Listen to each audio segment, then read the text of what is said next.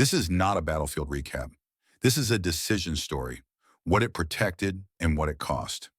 Some decisions in World War II saved time, some saved reputations, some saved alliances, and some did all three, while quietly shifting the cost onto someone else. This is Eisenhower's command reversal. The moment coalition war stopped being abstract and became a question of who gets to command and who gets to pay. Because in war, necessary often means protected. If you value calm, long-form World War II stories that go deeper than headlines, you can like the video and subscribe to WW2 Diaries. Now, back to the story. The official explanation was straightforward. During a command crisis, Eisenhower shifted control for coordination, and later restored American command lines when the situation stabilized. That explanation is comforting. It is also incomplete. Straightforward explanations are useful in war. They steady the public. They steady politicians. They steady generals who still have to work together tomorrow morning. But coalitions do not run on comfort. They run on authority, on hierarchy, on trust, on the quiet agreement that each partner will accept limits, and that those limits will not become permanent. So when Eisenhower made the shift, and when he later reversed it, he was not only moving arrows on a map, he was moving something harder to move and harder to put back. Status, ownership, and the story of who was responsible and who was not. And the story matters because the war was not only being fought in forests and fields, it was being fought in newspapers, in parliaments, in Washington, and in the minds of populations who needed to believe that this alliance was coherent and worth the cost. That is why this decision lingers, not because it decided the outcome of a single battle, but because it revealed the hidden mechanics of multinational war. And the price that protection always demands? Protection always has a price. To understand what happened, you don't start at the front line. You start with a problem that coalitions hate most: a seam. A seam is where two commands meet, two headquarters, two staffs, two sets of assumptions, two ways of speaking, two habits of urgency, two systems of logistics, two egos, yes, but more importantly, two legal authorities. And when the seam is under pressure, it becomes dangerous. In December 1944, the seam mattered because the German offensive did something that war often does. It broke the neatness. It did not only break units, it broke communications, it broke schedules, it broke expectations. It created a moment where command lines that had looked solid on paper suddenly looked fragile. And in that moment, Eisenhower faced a choice that every coalition commander eventually faces. Do you protect the integrity of national command or do you protect the operational coherence of the front? When things are stable, you can pretend those are the same thing. When things are not stable, you discover they are not. Eisenhower's emergency solution was dramatic precisely because it was quiet. He did not announce it to the world as a surrender of American authority. He framed it as coordination, temporary, practical, necessary. But the substance was unavoidable. Two American field armies, 1st and 9th, were placed under Montgomery's operational control within the British-led 21st Army Group. Hundreds of thousands of U.S. troops, not transferred in nationality, not given away, but directed temporarily by a British commander. In the language of staff officers, it can sound mild. Operational control, temporary, emergency measure. In the language of soldiers, it can sound like something else. Who do we answer to? Who approves the plan? Who owns the road ahead? Who speaks for us if it goes wrong? And then later, Eisenhower reversed it. The 1st Army returned to Bradley's 12th Army Group in mid-January 1945. The 9th Army returned later, in early April, after major operations in the North had matured and the Ruhr was being sealed. To some, this looks like a clean arc. Crisis, temporary measure, restoration. But here's the uncomfortable truth. In coalition war, temporary arrangements leave permanent marks. And those marks do not show up in casualty tables. They show up in resentment, in memoirs, in the way men describe each other for the rest of their lives, and in the way nations remember who carried whom.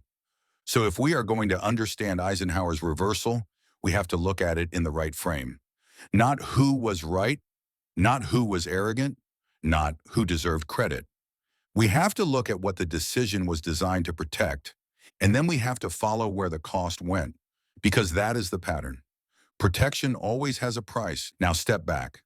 A coalition is not a single army with a single identity. It is a partnership of institutions that do not fully trust one another, even when they need one another. Every coalition has a public face, unity, shared purpose, moral certainty, and every coalition has a private reality, bargaining, leverage, fear of being used, fear of being blamed. In late 1944, those private realities were not abstract. They were personal. American forces were carrying an immense share of the fighting in the West. British forces had carried an immense share earlier, under different conditions, with different resources, under a different kind of pressure. Both nations had lost too much to be treated like a junior partner. Both nations needed the other. Both nations feared being remembered as less decisive than they were. And the commander at the center, Eisenhower, was a man whose greatest talent was not tactical brilliance in the narrow sense. His greatest talent was holding the coalition together, not through speeches alone, through choices that prevented open rupture. But those choices were never free. Now imagine the headquarters world for a moment, not the glamorous version, the real version. A room with worn maps, a table with cold coffee, phones that never stop, staff officers who stop shaving, orderlies moving papers like they are moving ammunition, men who speak calmly while their eyes show exhaustion. In that environment, a command decision is rarely theatrical. It is procedural. A set of signatures, a set of lines redrawn, a chain of approvals altered, and yet those signatures can decide whether an artillery request is answered at 3:10 p.m. or 6:40 p.m., whether a bridgehead is reinforced in time, whether a unit waits for permission while the enemy reorganizes. This is why command is not an abstraction. Command is time, and time in war becomes blood, quietly. So the question becomes, why would Eisenhower take the risk of placing American armies under Montgomery at all? Because in the days of the crisis, the immediate threat was not only enemy movement, it was organizational collapse. When a front is hit hard, the first thing that breaks is the fantasy of perfect coordination. Units retreat, roads clog, messages arrive late, rumors arrive early. The temptation in that moment is to cling to normal structure, because normal structure feels like control. But sometimes normal structure becomes the problem. A commander who cares about outcomes and who cares about the alliance's survival has to make choices that will anger someone. Eisenhower's move was designed to prevent the seam from becoming a fracture. He needed a single hand to coordinate the northern shoulder. He needed a headquarters that could see and act quickly. He needed clarity, and Montgomery's headquarters was positioned to provide that clarity north of the crisis zone. This is the official logic, and it is not nonsense. It is plausible. It may have been necessary. But then you ask the next question. The question this video is actually about. If the move was purely operational, why did the reversal matter so much? Why did it create lasting bitterness? Why did it become a story about pride and credit and humiliation? Because the move was never purely operational. Even if it began as a response to chaos, it immediately became something else, a statement about authority. And authority is the currency of coalition war, because authority determines who speaks, who is heard, and who is protected when things go wrong. And that brings us to the first reframe. This wasn't only about battlefield coordination, it was about protection dash dash. Protecting American command authority and protecting coalition stability at the moment the alliance looked most fragile. Because when protection becomes the priority, the cost becomes negotiable. Protection always has a price. To see the power mechanics, we have to stop thinking like a viewer watching a battle map. We have to think like a coalition commander trying to keep an alliance from tearing itself apart. And we have to follow the decision through 4 cycles, 4 rooms, 4 kinds of paper, 4 kinds of pressure. First cycle, the crisis room. In that room, Eisenhower and his staff are not thinking about pride first. They are thinking about coherence. Coherence means someone has to be able to say, this is the plan north of the breakthrough. Not this is the American plan. Not this is the British plan. The plan. Because the enemy does not care about national boundaries inside headquarters. The enemy cares about seams, so the decision is made, and the language around it is careful. Temporary, emergency, coordination, clarity. These are the words you use when you want an action to be tolerated rather than celebrated, because celebrated transfers of authority become precedents, and precedents are what coalitions fear. Here's the subtlety. Eisenhower did not only transfer authority, he transferred the appearance of who was controlling the crisis. And appearance matters because the war's public story was already forming while the war was still happening. Who saved the day? Who stabilized the front? Who fixed whom? Once those questions entered the room, the coalition is no longer merely fighting the enemy. It is also fighting for its own narrative. Second cycle, the American command wound. Now move to Bradley's world. You do not have to demonize anyone to understand the emotional shock. Bradley commanded an American Army group. American field armies belonged under American command. The transfer, even if temporary, was a sign that under maximum stress, American command could be bypassed. That is not a technical detail. That is a message. It tells every American commander, in the crisis, your authority is conditional. Even if Eisenhower did not intend humiliation, the structure itself could be read as humiliation. And in war, what men believe a decision means can matter as much as the decision's content, because belief influences cooperation. It influences initiative. It influences whether commanders interpret guidance as a request or as an insult.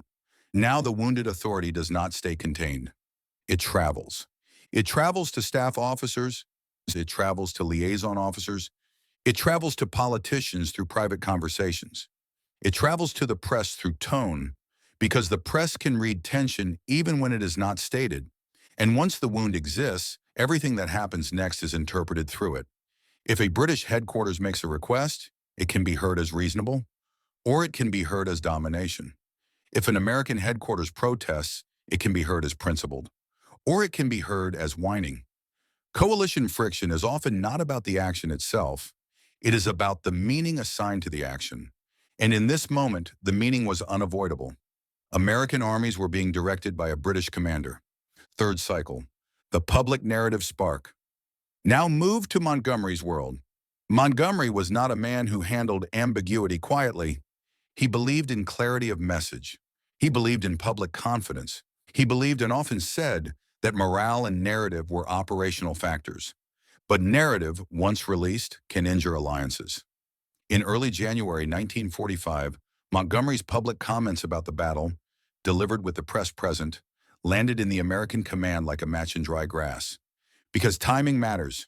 You can say almost anything at the end of the war and be forgiven as a memoirist. You cannot say it in the middle of the war while the coalition is still bleeding and still negotiating power. The American perception was not simply, he spoke. The perception was, he is claiming the role of savior. And once that perception exists, it hardens quickly. In coalition war, every public statement is a signal to the enemy, a signal to allies, a signal to domestic audiences, and signals trigger countersignals. Within days, the political leadership is forced into public repair, praising Americans, correcting impressions, preventing the story from turning into a quarrel. Notice what is happening here. The battle becomes less central than the interpretation of the battle, because interpretation affects unity, and unity affects the next operation. This is the part most battlefield narratives ignore. They show you the tanks, they show you the snow, they show you the arrows, but the coalition war is also being fought in sentences. Fourth cycle, the restoration. Now we arrive at the reversal. The moment Montgomery's control over those American armies ends, at least in part. This is where a viewer might assume the war has moved on. The crisis has passed, so you return to normal. But returning command is not neutral. Returning command is an act of political healing. It says, the emergency is over. And it says, the proper hierarchy is restored. For the First Army, that restoration comes in January. For the Ninth, it comes later. And that difference matters, because if one American army returns quickly and the other remains, then the temporary arrangement begins to feel less temporary. And if the Ninth Army remains under Montgomery through major operations toward the Rhine, then the question of credit becomes fused with the question of command. Who appears to be leading the main effort? Who appears to own the decisive phase? Even if the operational reasons are sound, the optics are explosive. And Eisenhower is watching all of it.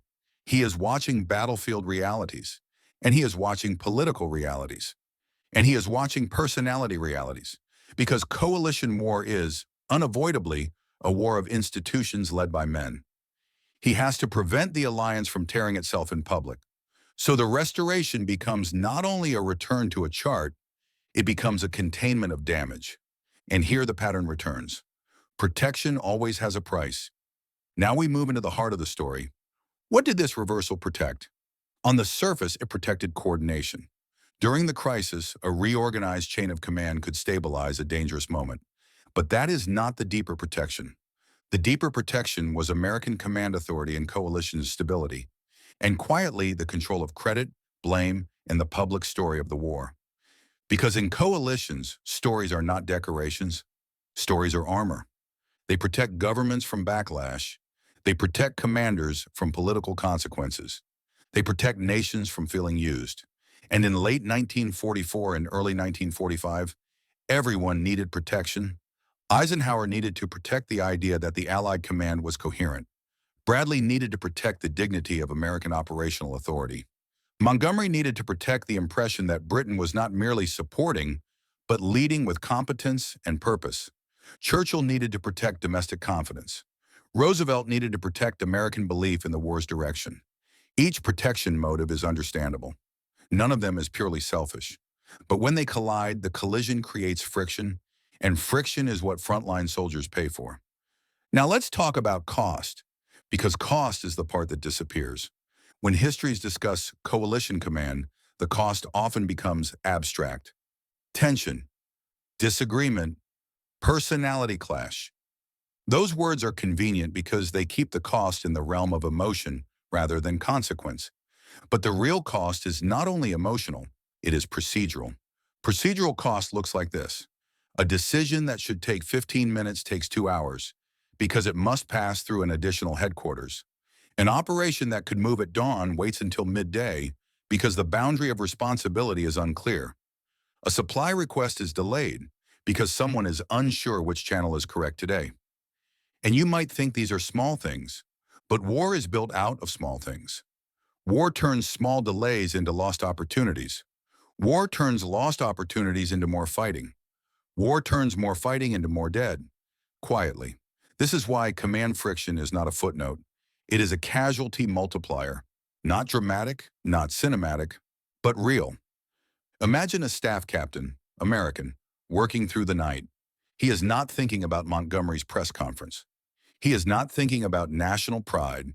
He is thinking about a road and a bridge and an artillery schedule. He has an urgent request. He drafts it. He sends it up. But now the chain is different than it was last month. Now he is waiting for approval that must pass through a structure he does not fully know. Now he is translating not only the request, but the tone, because tone matters between allied staffs. He waits. The clock moves. And somewhere out there, a unit is holding a village in freezing weather, and it needs the answer. No one will write a memoir about this captain's waiting. No politician will commemorate the extra 2 hours. But that is where the cost lives, and that is why the phrase matters. Protection always has a price.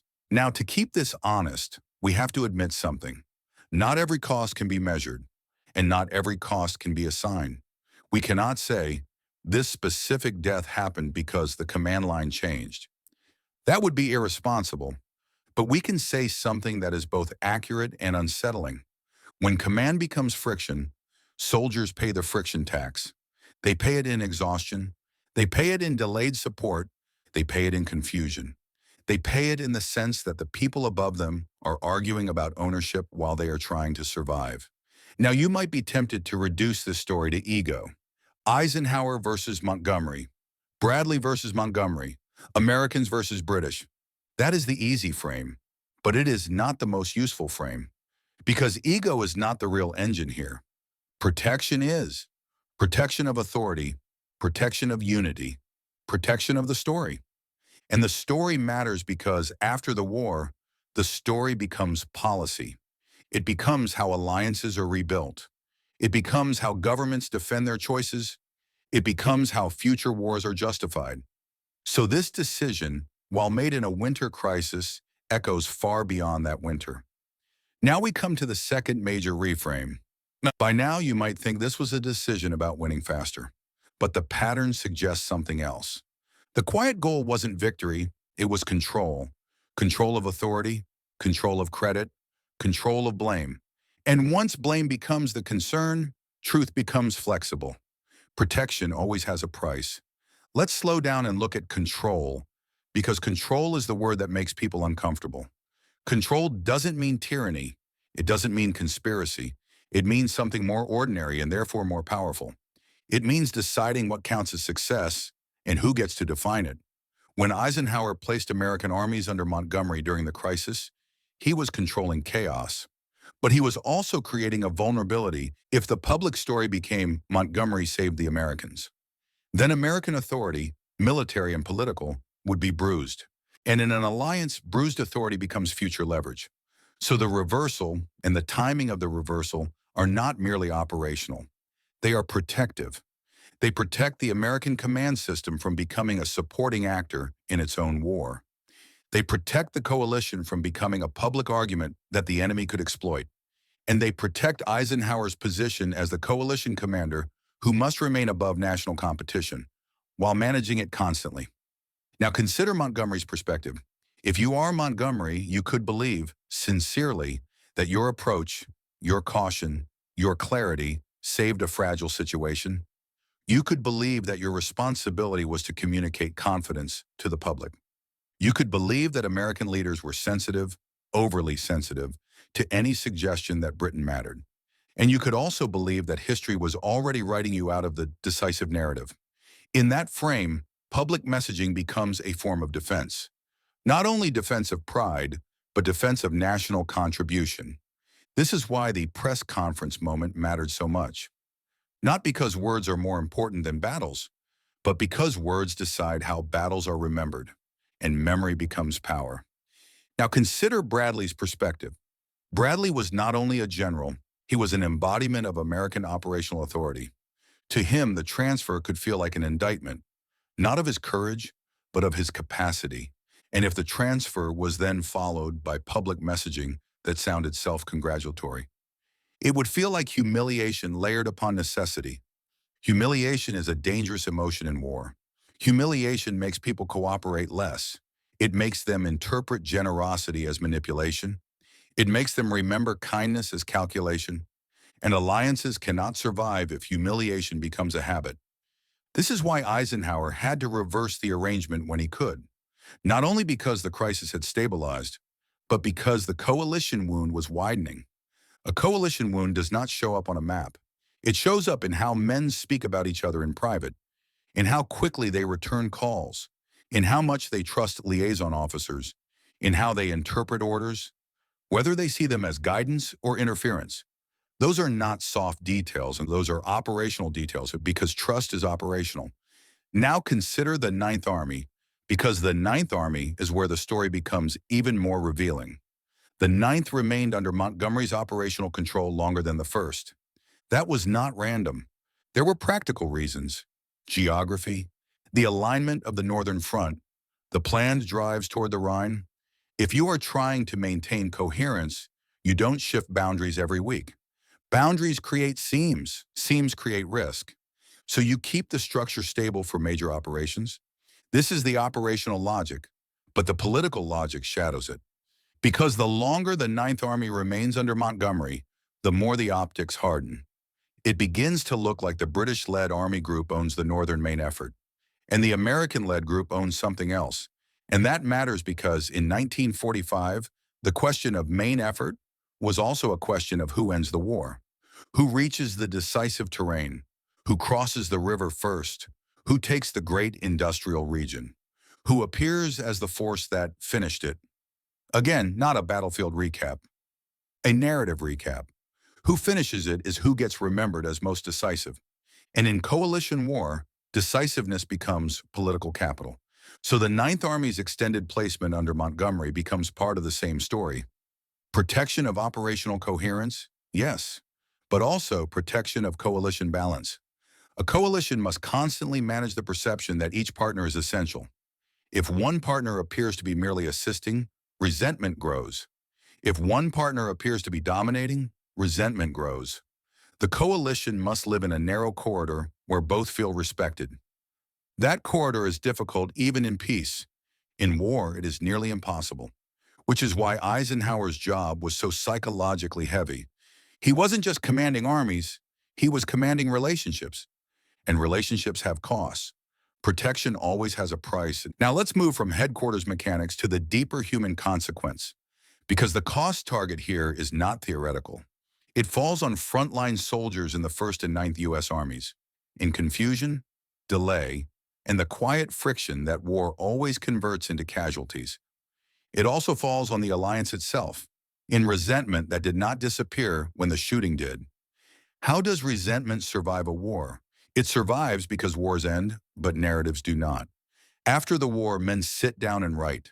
They write memoirs, they write official histories, they write letters and reflections and defenses. And those writings are not neutral. They are protective acts. They protect reputations. They protect institutions.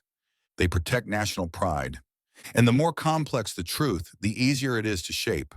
Because complexity can be honest, but it can also be a hiding place. Now think about how this specific story could be managed after the war. If you are Eisenhower, you have to defend coalition decisions as necessary and effective. If you are Bradley, you have to defend American authority and competence. If you are Montgomery, you have to defend British contribution and strategic clarity. Each man will describe the same events with different emphases. That's not surprising. What's revealing is what those emphases tell you about what each man felt needed protection.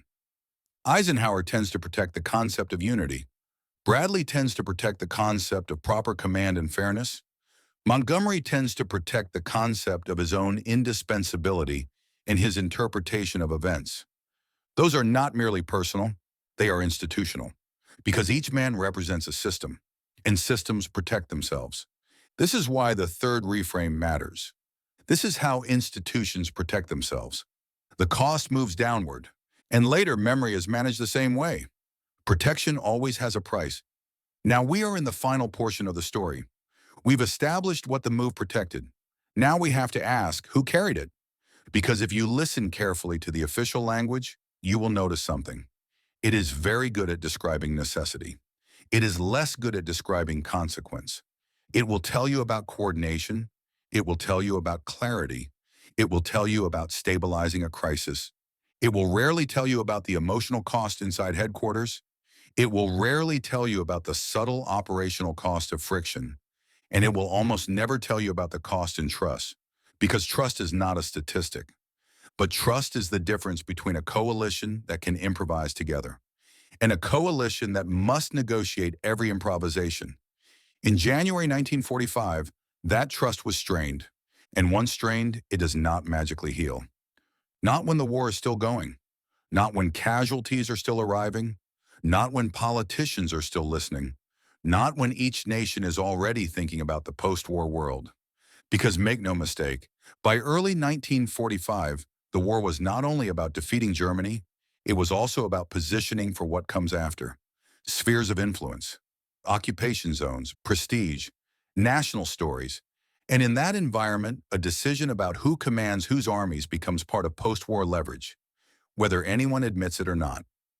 Now, some viewers will hear this and think, so this was all cynicism? That would be too easy and too comfortable. The truth is more unsettling because it is more human. The decision could be necessary and political at the same time. It could stabilize a crisis and injure an alliance at the same time. It could protect unity and create resentment at the same time. This is what makes coalition command decisions so difficult to judge, because they are designed to solve multiple problems at once. But when you solve multiple problems at once, you often create a cost that does not belong to any single person. It becomes distributed. And distributed costs are the easiest to ignore. They are also the easiest to repeat. Because if no one owns the bill, no one feels the pain. And if no one feels the pain, the same pattern returns in the next coalition war under a different name. Protection always has a price. Now let's revisit the decision itself, but through the lens of protection target and cost target as promised. Protection target, American command authority and coalition unity, and quietly, credit, blame, and the public story. In a crisis, Eisenhower's responsibility was to prevent defeat, but his larger responsibility was to prevent rupture.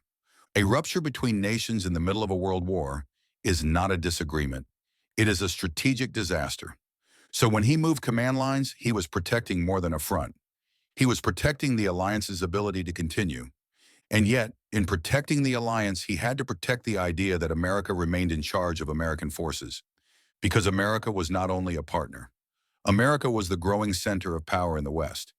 And power needs a coherent public story.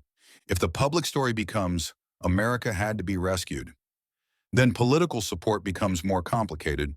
Confidence becomes more complicated. In democratic societies, war requires public belief. Public belief requires a story. So the command reversal protected the story that American command was competent, decisive, and ultimately sovereign. It also protected Eisenhower's own role as the mediator who could keep British and American leaders from breaking into open conflict. Now cost target, time and momentum, friction and seams, trust and moral credibility, coalition wound, and indirectly, lives, time and momentum. Every headquarters transition creates delays. Not always obvious delays, but friction delays. People must learn each other's methods. They must understand each other's priorities. They must adapt to differences in staff culture. And when you're doing that under enemy pressure, those differences matter. Trust. Trust is the invisible logistics of coalition war. Without trust, every decision becomes a negotiation. Negotiations consume time, and time is what soldiers do not have. Moral credibility. Coalitions are held together by a public claim, shared purpose, shared values. But internally, coalitions are also held together by fairness, by the sense that each partner is respected. When fairness is questioned, unity becomes performative. Performative unity is fragile, and fragile unity creates operational risk. Lives. Again, we cannot map a direct line from a headquarters decision to a particular casualty. But we can tell the truth about how war works. Friction produces exposure. Exposure produces casualties. Sometimes immediately. Sometimes weeks later, when a lost day means the enemy has time to dig in. This is why, in the end, the cost moves downward. Because the people who draft the orders do not stand in the snow waiting for artillery support. The people who argue about command do not patrol the same roads at night. The people who protect reputations do not take the bullets meant for the plan. That is the pattern. Protection always has a price. Now we come to the part that feels uncomfortable because it sounds like judgment. But it doesn't have to be judgment. It can be observation. The observation is this. In multinational war, command is not only about competence, it is about ownership. Who owns the victory? Who owns the failure? Who owns the narrative? And ownership decides how the war will be remembered. If you want to see that clearly, look at what happened after the crisis stabilized. The First Army returns to American command in January. That restoration is fast enough to reassure American leadership that the emergency transfer did not become a new normal. But the Ninth Army remains longer. And why does it remain longer? Operational logic says coherence for the Northern Drive. Political logic says managing coalition balance and managing who appears to lead the decisive push. Both can be true. And if both are true, the story becomes even more revealing. Because it shows that in coalition war, the main effort is not only a military concept, it is also a political concept. And politics shapes command decisions as surely as terrain does. Now consider the soldier who does not care about any of this. The soldier who wants a clear objective and a clear chain of command. The soldier who will move forward regardless of which flag hangs over the headquarters. That soldier exists. He exists by the millions. And he pays for every hour of confusion. He pays because his life is the smallest lever in the system. That is what makes the story unsettling. Not that leaders protect things. Leaders must protect things. The unsettling part is the distribution of cost. The cost is rarely paid by those who make the decision. It is paid by those who implement it. and those who implement it are usually the least empowered to refuse. Protection always has a price. Now we enter the final minutes, where the story becomes less about the decision itself and more about what history kept. Because history, like coalitions, is also a system. It protects itself too. Later memoirs and official explanations frame the command reorganization as necessary command efficiency, language softened, responsibility scattered. Everything became complex. Complexity can be honest. It can also be a hiding place. Because complexity is a convenient shelter for reputations. If the story is complex, no one is to blame. If no one is to blame, no one owes an apology. If no one owes an apology, resentment is left to ferment privately. And private resentment becomes a quiet tradition. That tradition shows up in later alliances. It shows up in later negotiations. It shows up in the way nations insist on command arrangements that protect their dignity first, even at the expense of efficiency. This is not a condemnation. It is a recognition of how human institutions behave. They protect themselves first, often in the name of something noble. And when they do, the cost moves downward. Protection always has a price. Now let's speak plainly about Eisenhower. Eisenhower's genius was not that he never created tension. His genius was that he prevented tension from becoming rupture. And his command reversal was part of that. He took a risk in the crisis by shifting operational control to Montgomery, and he took a risk later by reversing it, because reversal can provoke its own conflict. Reversal implies correction. Correction implies that something was wrong. And in coalitions, no one wants to be publicly corrected.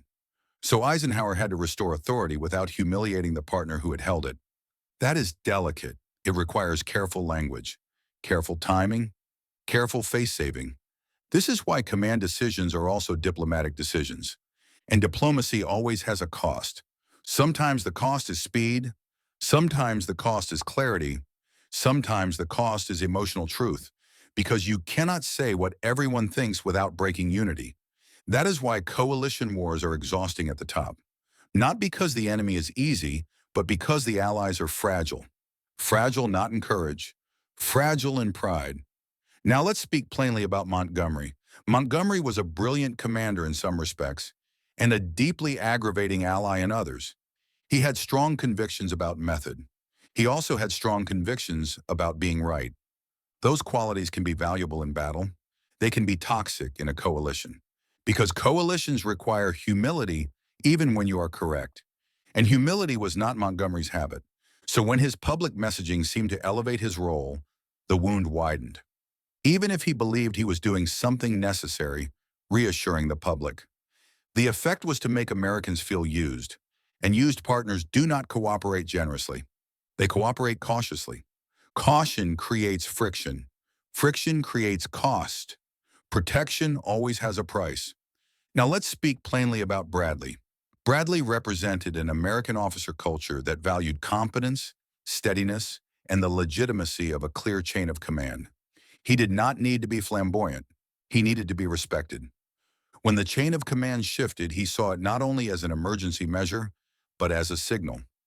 Signals matter because they shape how men interpret the next decision. When Bradley protested, when pressure rose, this was not only ego, it was protection of American authority. Because if American authority could be temporarily ceded without protest, it might be ceded again. And in coalition war, precedents are dangerous. So Bradley's reaction was also protective. And protective reactions have costs too. Because protesting within a coalition can harden divisions. Hard divisions slow operations. Slow operations cost time. Time costs lives, quietly. Protection always has a price. Now the question becomes, was Eisenhower's move right? If you came for a verdict, this story will disappoint you, because verdicts are a luxury. In war, commanders do not choose between good and bad. They choose between bad and worse. They choose between risks. Eisenhower chose a risk in December. Stabilize the seam, even if it injures American pride. Then he chose a risk in January and April. Restore American authority, even if it injures British pride and creates political turbulence. In both choices, he was protecting something. In both choices, he was spending something. And the spending did not come out of his own body. That is why we keep returning to the same sentence. Protection always has a price. Now, if you want to understand the true cost, listen to what the war produced afterward. A hardened narrative. A narrative in which each side remembers itself as indispensable. A narrative in which the truth is not a single line, but a set of competing protections. Eisenhower protects unity. Bradley protects authority. Montgomery protects contribution. Politicians protect public confidence. Official histories protect institutional legitimacy. And somewhere beneath all those protections are the men who held the line while headquarters argued about ownership. Now here is the most unsettling part. The pattern does not end in 1945, it becomes a template. Because coalitions do not learn by reading official histories alone, they learn by remembering pain. They learn by refusing to be humiliated again. They learn by designing command structures that prevent temporary cessions of authority. Those structures can make coalitions more stable. They can also make coalitions less flexible. Flexibility is what you need in crisis. Stability is what you need over time. Coalitions are always trading one for the other. Trade-offs create costs. Costs move downward. Protection always has a price. Now we are ready for the final reframe. This is not a story about condemning one person from a distance. It's a story about how power behaves under pressure and how protection becomes a habit. Institutions protect themselves first, often in the name of something noble. And when they do, the cost moves downward. Later, memory is managed the same way. The story that survives is usually the story that keeps the institution stable, not necessarily the story that captures the full cost. And that is the deepest reason this episode still matters. Not because it tells us who was better, but because it shows us what coalition war really is. A fight against the enemy, yes, and also a constant negotiation over authority, credit, and blame. A constant effort to keep unity intact while protecting national dignity. A constant exchange where protection is purchased with someone else's time, someone else's clarity, someone else's risk. Protection always has a price. Eisenhower's command reversal protected something real. American command authority, coalition stability, the public story of the war. And it cost something real. Time, momentum, trust, and the quiet friction that war converts into casualties. And the uncomfortable question is this: if it worked, who gets to decide what that was worth? Drop a comment and tell us where you're watching from. The United States, the United Kingdom, Canada, Australia, or anywhere else. And if someone in your family served, tell us. We read every story.